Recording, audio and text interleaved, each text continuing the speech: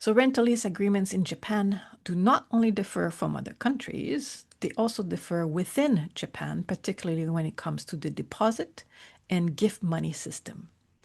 Also, does the renewal of your rental agreement incur any additional fee?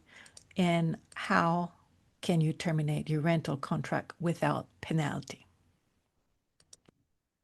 In Japan, private rentals usually include several initial fees, which I discussed at length in a previous video, one of which is the deposit. In the Kanto area, which includes Tokyo, Kanagawa, Saitama, and other prefectures, the deposit is called Shikikin and is equivalent to 1 or 2 months of your new rent. In addition, some landlords will ask for Reikin, which is translated as key money in English, but what this is really is just a gift. It's money you give to your landlord and will never get back. The key money is usually around 1 month of rent also, and it's not optional. The deposit in the Kanto area is usually used to cover the fees for cleaning and restoring the rental to a pristine condition for the next tenant.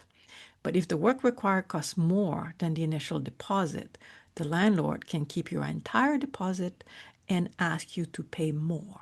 Is this legal? It depends. And that's what we're going to look at in the section later, moving out charges. Now, in other regions than Kanto region, the system can be quite different. And I want to explain this because it can affect how much money you can get back or not. In the Kansai area, which includes Kyoto and Osaka, the initial fees include a fee called hoshoukin, translated in English as guarantee money. And the landlord can require about several months, like maybe 3 or 6 months rent for the guarantee money. Why is it so much? Well, this is because the guarantee money usually includes what is called shikihiki, which is a portion of the guarantee money that is used as a non-refundable restoration fees. This amount can vary widely, but it should be written on your rental contract how much of that is shikihiki.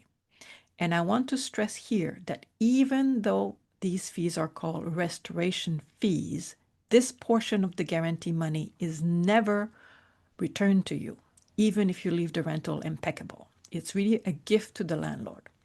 Now, if you do not leave the rental in pristine condition and the cost for cleaning and repairs is more than the amount set aside for these non-refundable restoration fees, the landlord can deduct more from the rest of the guarantee money to cover all their fees.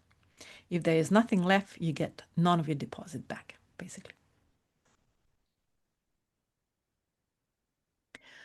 As in other countries, the lease agreements in Japan must be renewed periodically, usually every year or two, depending on your contract.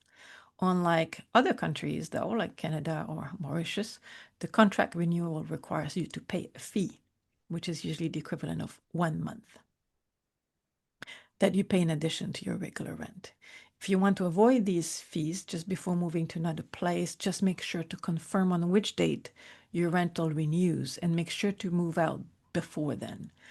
I believe if you move out even 1 or 2 days after the date of the renewal, you will be required to pay this renewal fee.